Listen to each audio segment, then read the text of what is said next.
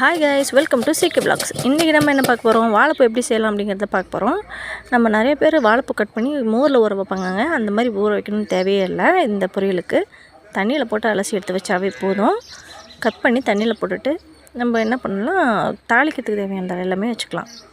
எண்ணெய் ஊற்றி கடுகு உளுந்து போட்டுட்டு வெங்காயம் போட்டு நல்லா தாளிச்சிட்டு கொஞ்சம் இஞ்சி பூண்டு போட்டுட்டோம்னா ரொம்ப நல்லாயிருக்கும்.